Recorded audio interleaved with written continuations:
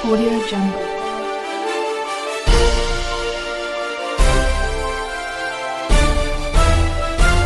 Audio Jungle.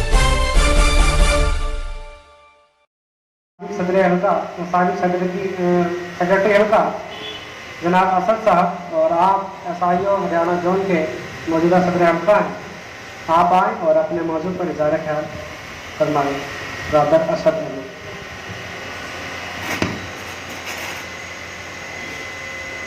बिस्मिल्लाहिर्रहमानिर्रहीम।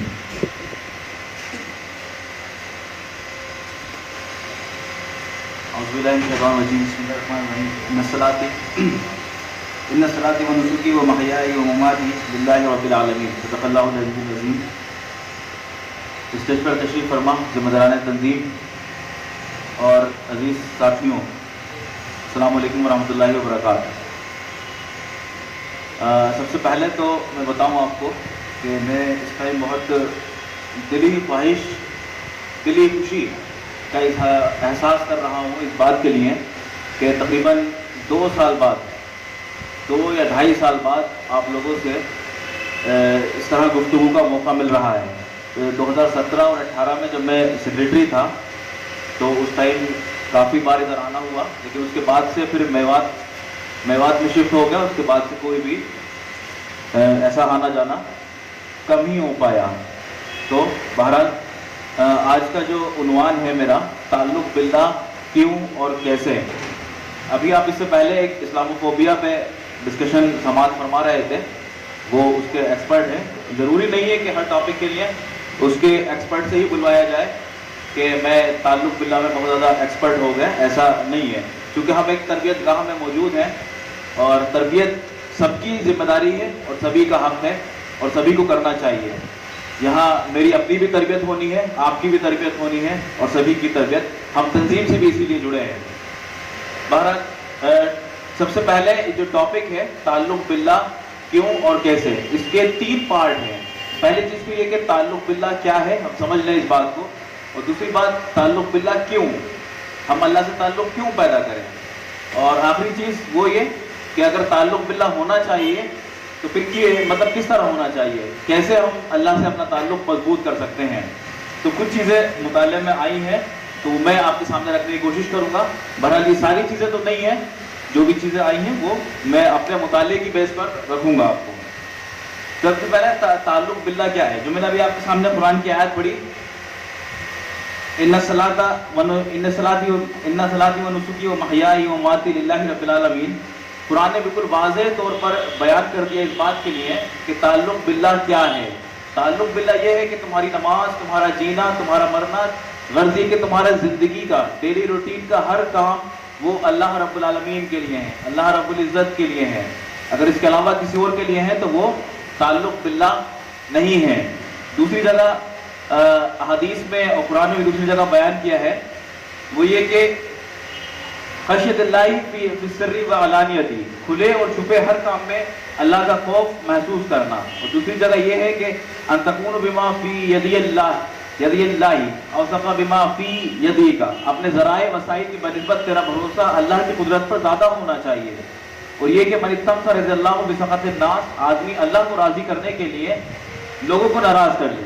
और इसके बिल्कुल बरक्स बात यह है कि आदमी लोगों को राज़ी करने के लिए अल्लाह की नाराज़गी मोल ले।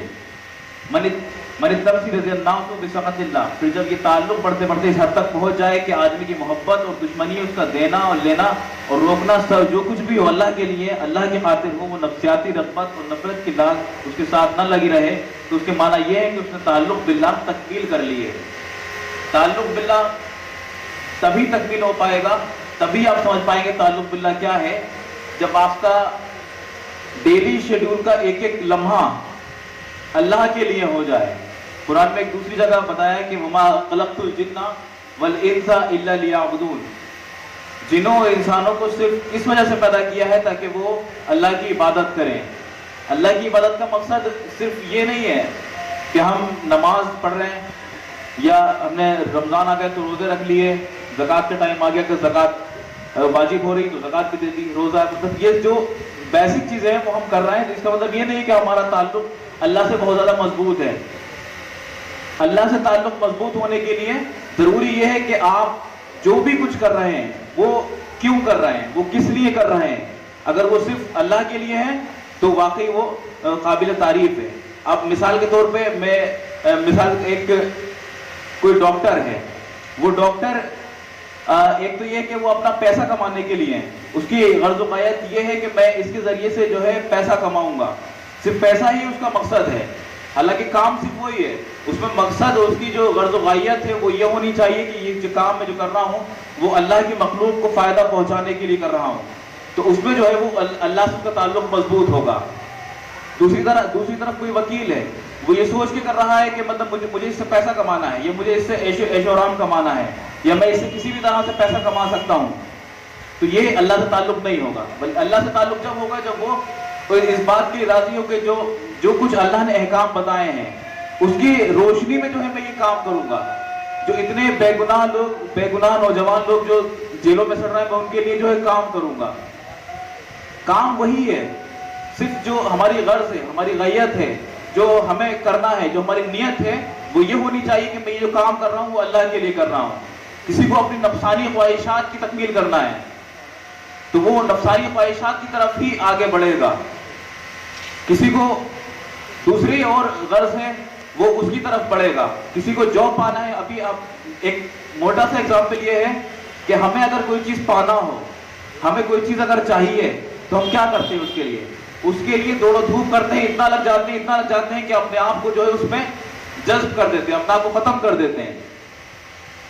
کسی کو جاب کا مسئلہ ہے, کسی کو کوئی اور مسئلہ ہے, تو وہ کیا کرتا ہے اس کے لیے بالکل ایک پل اس کے لیے جو ہے وہ اپنی زندگی کا لگا دیتا ہے جب تک کہ وہ حاصل نہیں ہو جائے. تو اسی طرح تعلق باللہ یہ ہے کہ ہم اللہ کو حاصل کرنے کے لیے, اللہ کو راضی کرنے کے لیے, اللہ کی رضا حاصل کرنے کے لیے جو ہے ہم اس طرح لگ جائے کہ زندگی کا مطلب ایک ایک لمحہ جو ہے ہمارا اسی کے لیے ہو جائے. اس کے بعد تعلق باللہ جو ہے جہاں ہم لوگ بیٹھے ہیں یہ جو ہے ہماری ایک تربیت گاہ ہے, اور اس کے لیے جو ہے ہمیں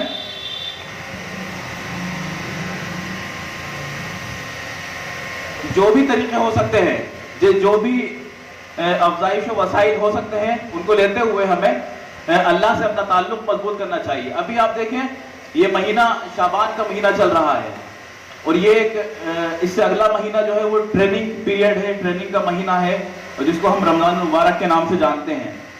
تعلق باللہ کے حوالے سے یہ ہمارے لیے بہت اہمیت کا حامل مہینہ ہے. اللہ کے رسول صلی اللہ علیہ وسلم نے فرمایا کہ رمضان میں جو شخص اپنی مغفرت نہیں کرا پایا تو اس کے لیے وہ ایسا ہے مطلب بھوکا رہے تو رہے, اس کا اللہ کے اوپر کوئی اس کا فرق نہیں پڑتا. تو ہمیں جو ہے رمضان کی تیاری کے لیے, رمضان کے لیے اپنے اللہ سے تعلق مضبوط کرنے کے لیے جو ہے ابھی سے کوشاں ہونا چاہیے. چونکہ رمضان ایک ٹریننگ کا مہینہ ہے, اور اس ٹریننگ کو عکس کرنے کے لیے, اس سے فائدہ اٹھانے کے لیے ضروری یہ ہے کہ ہم پہلے سے پریپیئر ہوں. ہمارے ذہن میں پورا ایک مہینے کا ایک خاکہ تعلق باللہ کے تعلق سے ہونا چاہیے. میرا جب یہ ٹاپک آیا تو میرے ذہن میں کوئی اتنا بڑا لیکچر میرے ذہن میں نہیں آیا, بلکہ صرف ایک چیز یہ ذہن میں آئی تھی کہ چونکہ اگلا مہینہ رمضان کا ہے اور اس کے لیے ہم ایک بہتر پلان کر سکتے ہیں. وہ پلان ہمارا انفرادی بھی ہو سکتا ہے, وہ پلان ہمارا اجتماعی بھی ہو سکتا ہے. چونکہ رمضان ایک قرآن کا مہینہ ہے, جشن قرآن کا مہینہ ہے, اس کے لیے ہمارے لیے ضروری ہے کہ ہمارا تعلق قرآن سے بہت زیادہ مضبوط ہو. ہم پہلے اگر روزانہ 1-2 پارہ قرآن کے پڑھتے ہوں تو ہمیں کوشش یہ کرنی چاہیے کہ اسی مہینے سے ہم جو ہے 4-5 پارے جو قرآن کے پڑھ لینا چاہیے.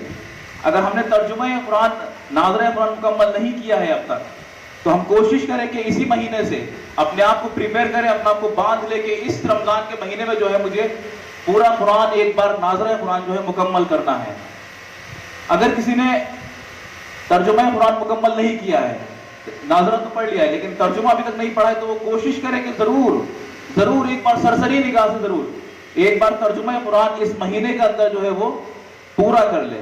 تعلق باللہ, اللہ سے تعلق مضبوط کرنے کا یہی ایک ذریعہ سب سے اچھا ہو سکتا ہے کہ جو رمضان کا مہینہ ہے اور رمضان میں برکتوں کا نزول ہوتا ہے, اور اس میں جو ہے ہم جتنا اچھا پلان اپنے لیے کر سکتے ہیں وہ کریں. دوسری چیز یہ کہ چونکہ رمضان روزوں کا مہینہ ہے تو ہم یہ کوشش یہ کریں کہ ہم ہر مہینے کے لیے ابھی سے عہد کریں کہ ہم ہر مہینے 1-2 روزے ضرور رکھیں گے.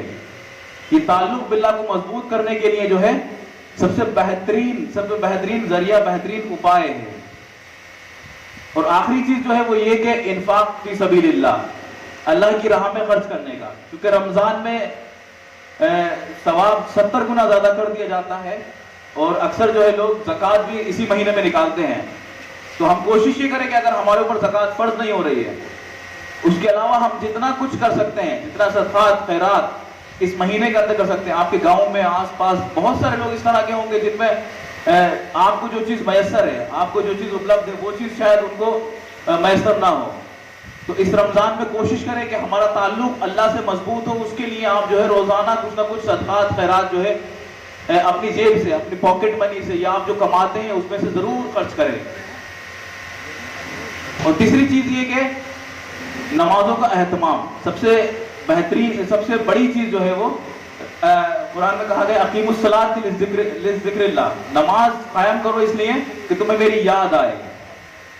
نماز کا سب سے بڑا آؤٹ پٹ یہ ہے کہ آپ کو اللہ کی یاد آنی چاہیے.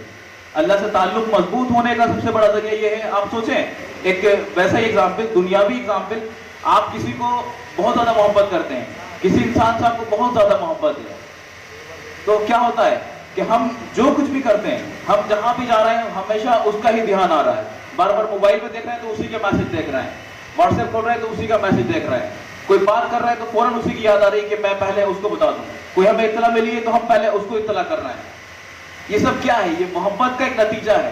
جب اللہ سے محبت، اللہ سے تعلق جب مضبوط ہوگا تو آپ کو ہر جگہ جو ہے اللہ یاد آنا چاہیے. آپ کوئی غلط کام کرنے جا رہے ہیں تو فوراً آپ کو اللہ یاد آنا چاہیے کہ اللہ تعالیٰ ضرور پکڑے گا، اللہ تعالیٰ ہم سے ضرور حساب لے گا اس کا. اگر آپ کوئی اچھا کام کرنے جا رہے ہیں تو ضرور آپ کے دل میں خوشی کا احساس ہونا چاہیے کہ میرا اللہ تعالیٰ ضرور اس سے خوش ہوگا. اللہ تعالیٰ کے ساتھ اس طرح کی امید ہونی چاہیے. تو یہ چیزیں تھیں. نمازوں میں صرف یہ نہیں ہے کہ آپ صرف جو 5 ٹائم کی نماز فرض کر دی گئی ہے آپ کے لیے، وہ صرف نماز آپ پڑھے جائیں تو آپ کا تعلق اللہ سے مضبوط ہوگا.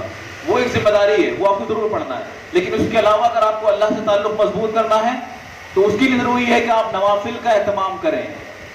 آدھی راتوں کو اٹھ کر جو ہے نمازوں کا اہتمام کریں. دن میں آپ اللہ کے دین کے لیے جدوجہد کریں، دین کے لیے صحیح کریں، اور رات میں جو ہے اللہ تعالیٰ کے حضور کھڑے ہو کے اللہ تعالیٰ جو بھی کچھ میں نے کیا ہے وہ صرف تیری رضا کے لیے کیا ہے، وہ کسی کو دکھانے کے لیے، ریاکاری کے لیے نہیں کیا ہے، بلکہ یہ صرف تیری رضا حاصل کرنے کے لیے کیا ہے. اے اللہ تو اسے قبول فرما لے. نبی صلی اللہ علیہ وسلم کا شیوا، نبی صلی اللہ علیہ وسلم کا طریقہ یہی تھا کہ دن میں جہاں وہ میدان میں کام کرتے تھے، رات کو اسی طرح اللہ کے سامنے گڑگڑایا کرتے تھے، پوری رات جو ہے اسی میں گزار دیا کرتے تھے. تبھی اللہ تعالیٰ سے تعلق جو ہے مضبوط ہوتا ہے. تبھی اللہ تعالیٰ جو ہے یہ قرآن میں یہ آیت نازل کرتا ہے کہ تم ان کے پیچھے اپنی جان چھڑک دو گے، کیا تم اپنے آپ کو ہلاک کر دو گے، اتنا تم کام کرو گے. تو ہم اپنا احتساب کریں، اپنا جائزہ لیں کہ ہم دین کے لیے، اللہ سے تعلق مضبوط کرنے کے لیے کتنی صحیح، کتنی جدوجہد کر رہے ہیں. اور اگر کر رہے ہیں تو واقعی قابل تعریف ہے، خوش ہونا چاہیے. اور اگر نہیں کر رہے ہیں تو بہت احتساب کا موقع ہونا چاہیے، جائزہ اپنا لینا چاہیے، بار بار جائزہ لینا چاہیے. ہمیں اس بات پہ ضرور خوش ہونا چاہیے کہ ہمیں ایک تنظیم اس طرح کی ملی کہ وقتاً فوقتاً جو ہے اس میں جائزہ اور احتساب جو ہے ہوتا رہتا ہے. اگر اس جائزے اور احتساب سے اگر ہم لوگ فائدہ نہیں اٹھا پا رہے ہیں تو یہ ہماری بڑی بد نصیبی ہے، بڑی کم نصیبی ہے کہ ہمیں جائزہ اور احتساب کا موقع مل رہا ہو اور ہم اپنا جائزہ، اپنے آپ کو پیوریفائی، اپنے آپ کا تزکیہ نہ کر پائے، اپنا تعلق اللہ سے مضبوط نہ کر پائے. ہمارے ذمہ داران کہتے تھک جائیں اس بات کے لیے کہ اپنا تعلق اللہ سے مضبوط اس طرح سے کیا جا سکتا ہے، اس طرح سے کیا جا سکتا ہے، اور ہم کسی ایک بات پہ بھی عمل پیرا نہ ہو. تو یہ ہمارے لیے بڑی بدقسمتی کی بات ہے، بد نصیبی کی بات ہے. اللہ تعالیٰ سے دعا ہے کہ اللہ تعالیٰ ہمیں یہاں جو بات ہوئی ہے اس پہ غور و فکر کرنے کی توفیق عطا فرمائے. اللہ سے تعلق جس طرح سے بھی محبت ہو سکتی، جس طرح سے بھی بڑھ سکتا ہے، اس پر عمل کرنے کی توفیق عطا فرمائے. آمین. وآخر دعوانا الحمدللہ رب العالمین. Audio Jungle.